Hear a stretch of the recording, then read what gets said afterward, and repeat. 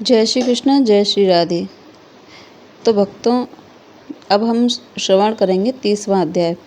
उससे पहले मैं आपके साथ में कुछ बातें शेयर करना चाहती हूँ जो शायद आपको आगे 5 दिन जो कार्तिक मास के रह गए हैं उनमें काम आए।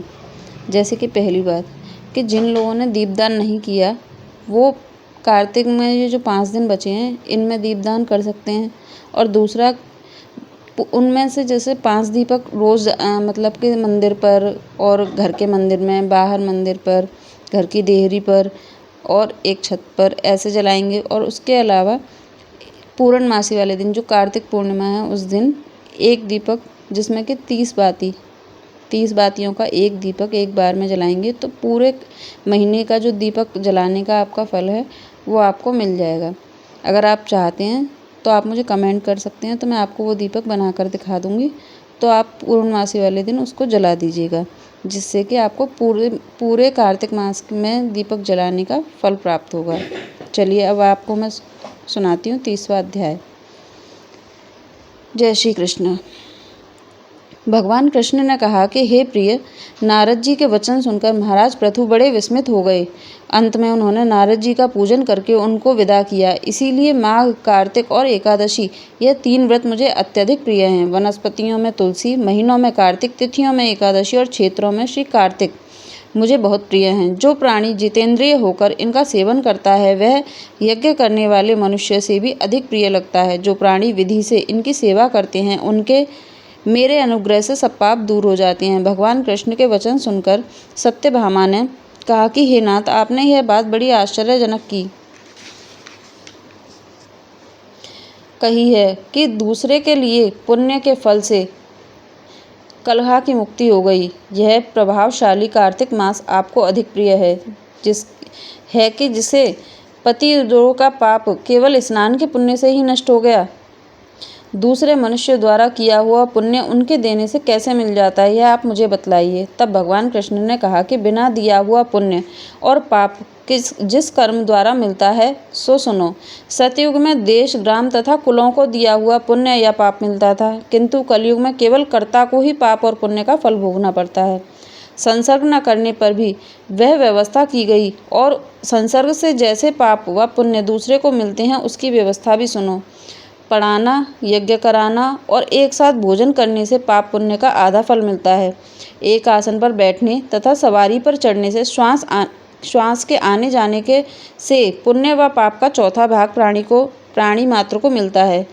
स्पर्श करने, भोजन करने से और दूसरे की स्तुति करने से पुण्य और पाप का 6वां भाग मिलता है।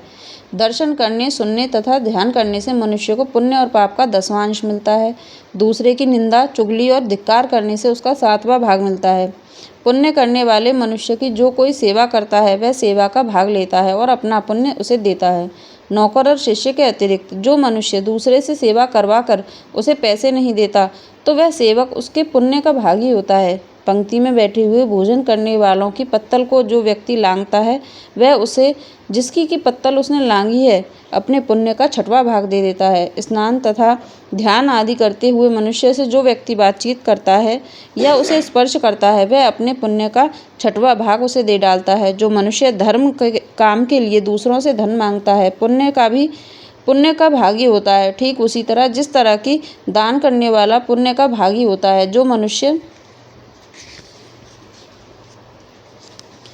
जो मनुष्य धर्म का उपदेश करता है और पश्चात श्रोता से याचना करता है वह अपने पुण्य का 6वां भाग उसे दे देता है। जो मनुष्य दूसरों का धन चुराकर उससे धर्म करता है वह चोरी का फल भोगता है और शीघ्र ही निर्धन हो जाता है।